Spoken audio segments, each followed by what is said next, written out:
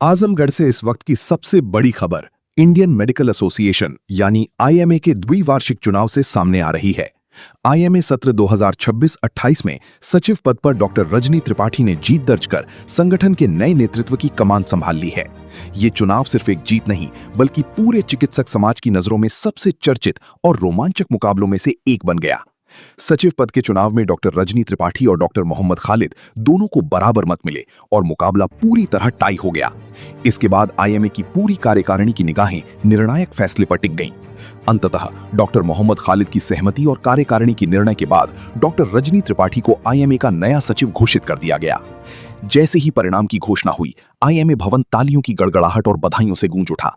डॉक्टरों ने फूल मालाओं से उनका भव्य स्वागत किया।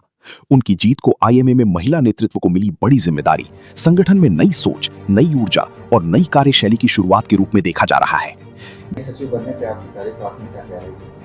नमस्कार, मैं डॉक्टर रजनी तिवारी हूँ, जो कि स्पेशलाइजेशन वाइज स्त्री और प्रसूति रोग विशेषज्ञ और इनफर्टिलिटी स्पेशलिस्ट हूँ। उसके साथ साथ मुझे 2026 से 2028 के आईएमए के लिए सेक्रेटरी नियुक्त किया गया है, जो कि इलेक्शन के द्वारा रिजल्ट घोषित हुआ है। और इसके लिए मैं सबसे पहले तो आईएमए मेंबर्स को धन्यवाद देना चाहती हूँ। उसके साथ जो मेरा इस बार का 2 साल का जो विज़न है, उसको हमें आईएमए का चेहरा बदलना है।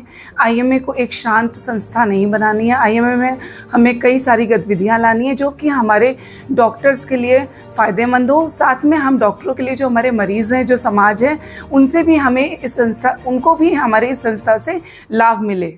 मैम, अगले 2 वर्षों में कार्यकाल के लिए आपकी प्रमुख योजनाएं क्या है? मेरी सबसे पहली योजना ये है कि हम आईएमए में एक लीगल सेल बनाएंगे जो कि 24/7 वर्क करेगी। उसमें अगर किसी भी अस्पताल में डॉक्टर के कोई भी ऐसी गतिविधि होती है, कोई मोर्टेलिटी होती है जिसमें अगर पेशेंट का क्राउड बहुत कुछ अगर डॉक्टर को हानि या अस्पताल को हानि पहुंचाने की कोशिश करता है, आईएमए सेल विदिन 30 मिनट्स वहां पहुंच जाएगी। उसका लीगल मैटर देखेगी, मॉब को कंट्रोल करेगी, कोई भी फॉल्स न्यूज़ मीडिया में स्प्रेड होने पे काम करेगी।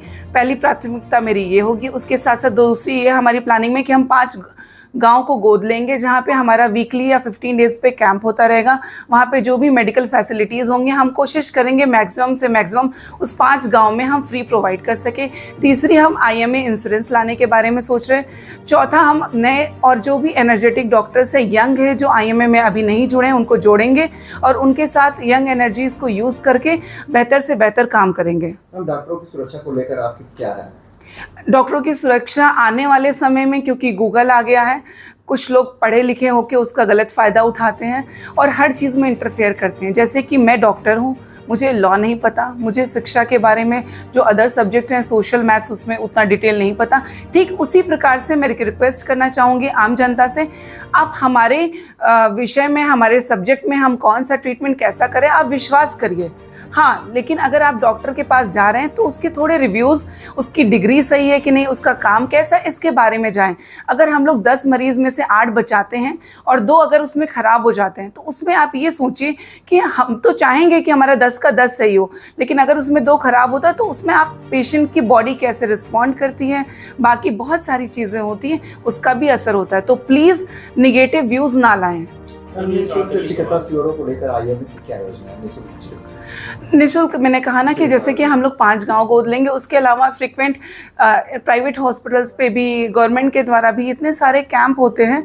उसके साथ साथ हम कोशिश करेंगे कि जितना मैक्सिमम कैंप हम लोग करा सकें, या फ्री बॉडी चेकअप हुआ, बेसिकली जो कॉमन बीमारियां हैं जैसे कि बीपी हुआ, शुगर हुआ, या कैंसर का जो बेसिक स्क्रीनिंग चेकअप होता है, हम उसके लिए फ्री कैंप्स करें, क्योंकि प्रिवेंशन हमेशा बेटर होता है ट्रीटमेंट से।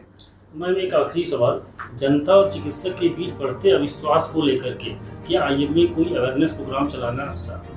बिल्कुल, हम मीटिंग्स करेंगे, उसमें हम मेंटरशिप प्रोग्राम डालेंगे, जिसमें हम डॉक्टर्स को उसमें क्लासेस, क्योंकि हम आम जनता तक सबकी क्लास नहीं कर सकते, तो बेसिकली हमारी वो डॉक्टर्स की मेंटरशिप प्रोग्राम रहेगी, जिसमें हमें पेशेंट को कैसे विश्वास दिलाना है। लेकिन आपके इस न्यूज़ मीडिया के माध्यम से मैं हर जो लोग मुझे देख रहे हैं और सुन रहे हैं, मैं उनसे रिक्वेस्ट करना चाहती हूँ कि प्लीज़ हमारा जजमेंट खाली एक मरीज़ पे मत करें। हमने जो 10-12 100 मरीज़ या उसके पहले जितने मरीज़ ठीक हुए, उनसे भी हमारा जजमेंट करें।